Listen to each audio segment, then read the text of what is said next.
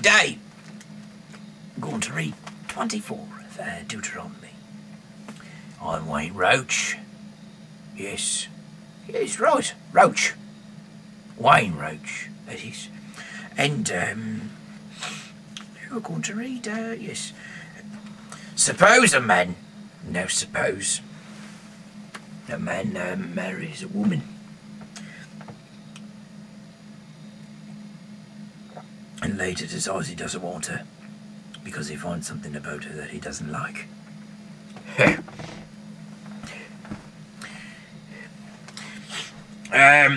So he writes out divorce papers, gives them to her, and sends her away from his home. Then suppose she marries another man, and he also decides that he doesn't want her. So he also writes out divorce papers, gives them to her, and sends her away from his home. Or suppose her second husband dies. In either case, her first husband is to marry her again. He is to consider her defiled. If he married her again, it would be offensive to the Lord. He's not to marry her again, sorry. You are not to commit such a terrible sin in the land that the Lord your God has given you. When a man is newly married, he is not to be drafted into military service or any other public duty. He is to be excused from duty for 1 year so that he can stay at home and make his wife happy. When you lend a man something, you are not to take as security his millstones used for grinding his grain. This would take away the family's means of preparing food to stay alive. Whoever kidnaps a fellow Israelite, makes him his slave, or sells him into slavery, is to be put to death.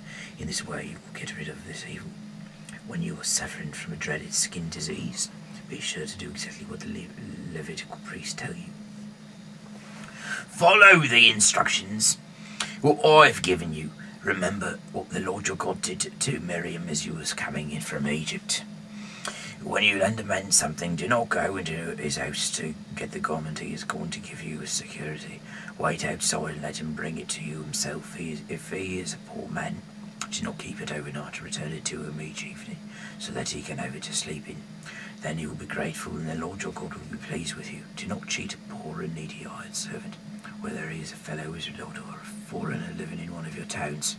Each day before sunset, pay him for that day's work. He needs the money and is counted on getting it. If you do not pay him, he will cry out against you to the Lord, and you will be guilty of sin.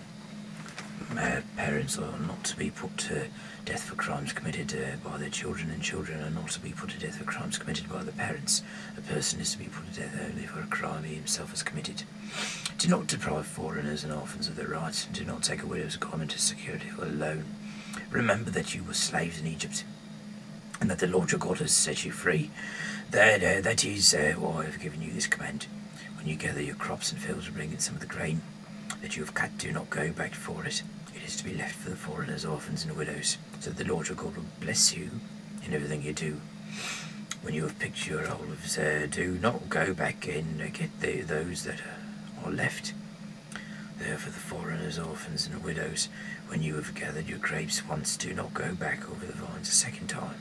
The grapes that are left are for the foreigners, orphans, and widows. Never forget that you were slaves in Egypt, and that is why I have given you this command. That is why I've read 24 Deuteronomy today, because I read the Bible. Wayne Roach, my name is. Good night, and God bless.